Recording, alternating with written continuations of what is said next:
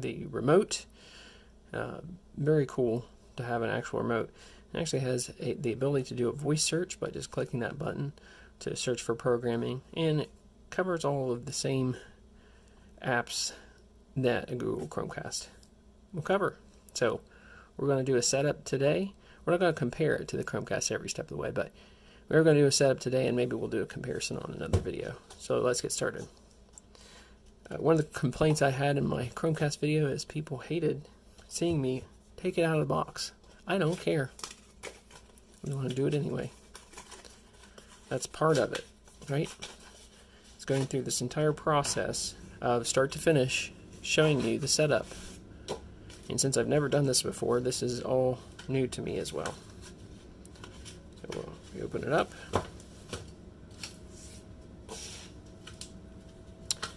We've got the instructions here. A couple batteries, it looks like.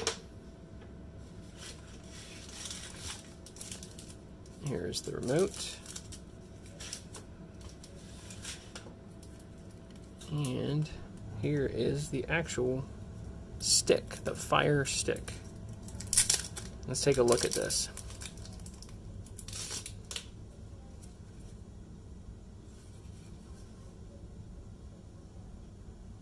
Very nice. So this is going to plug into your HDMI just like a Chromecast or any other device like it, and it has a USB power spot there. What else we got in here? Assume this is the power brick. Oh, here's the cable. And oh, what is this? I'll have to look this up. You guys that have done this before are probably screaming at me, but I assume it's some sort of adapter that this will go into the TV, and then you'll just plug the Fire Stick directly into this, maybe? Or maybe this? I don't know. We'll figure that out in a minute. Let's take a look at the remote. And I will put timestamps in the description rather, to start right into the setup if you don't want to see any of this, but I'm going to go through this with you anyway.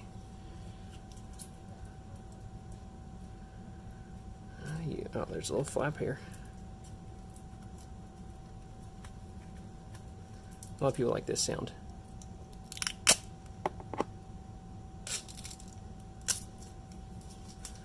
Right there it is. Very clicky buttons. I like it. Is that everything? What else do we have? Oh, there's the actual power brick. Alright, let's get to the setup. I looked at the instructions, and that one piece is an extender that you can plug into this device. You can use that if the Wi-Fi signal isn't reaching, or it says also if this piece won't fit into your TV very well. So that extender kind of helps with that. So what we're going to do is we're going to go ahead and get started on this setup. First thing you'll want to do is find that USB piece, the connector, plug it right in to the side. I never get that right the first try. Okay, snug into that. The other side, you'll plug into the power brick that comes with it. And now we're ready to plug this thing into the TV. Alright, the first step is going to be to plug the power right into the power strip or wall, I guess, depending on what you're wanting to do. After you plug in the power, you're going to take the Amazon Fire Stick, find an open HDMI spot, and plug it right in. Let's see if I can do this. Too many wires.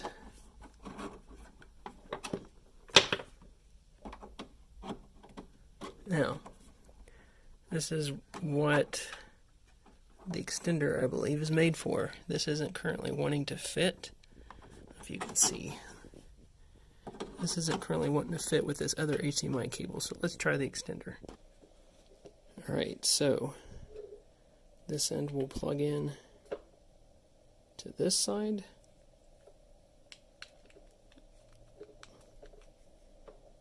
Should be easier than this. Like so. Is that right?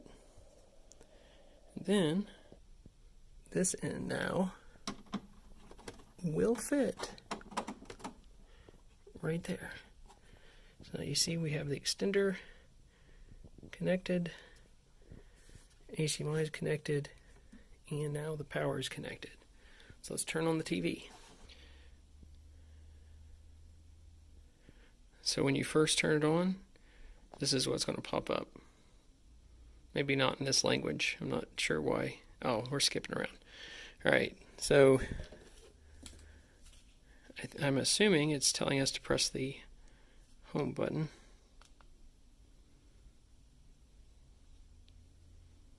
There it is. So the first step, as soon as you have it plugged in, is you're going to press that home button, and it brings you to this screen. Press play, pause to start.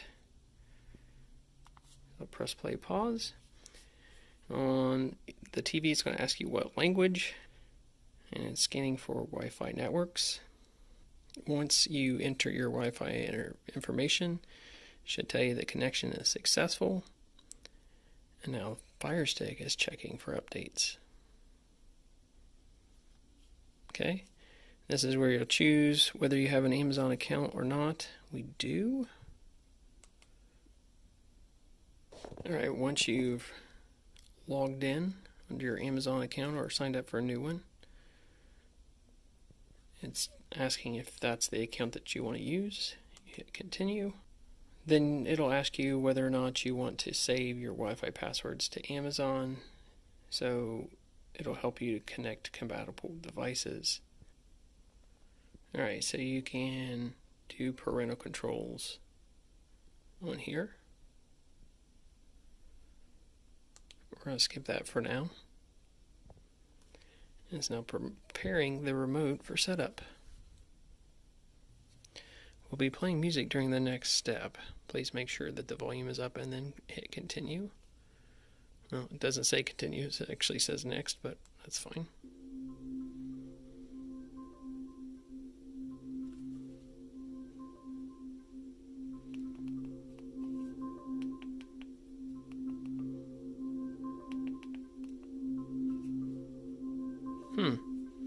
Not sure how it's controlling my audio. You can see my sound bar. See that little light? Every time I press up and down on it, it actually changes there. I'm kind of shocked. I'm not sure how it's controlling my Vizio sound bar, but apparently it's smart enough to do that. So yes, we can hear. And it's completely set up.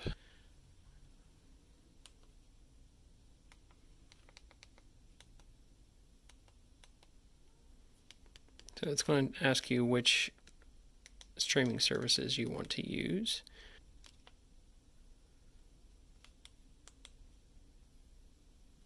Okay. So this is the main screen. It's going to do some advertisements for you, and that was one of the complaints I have read about this device, is that you do get a lot of ads that take up part of the screen. So here's a lot of the different services that you can use. YouTube, Netflix, Amazon Prime, music. So a lot of different things here to choose from.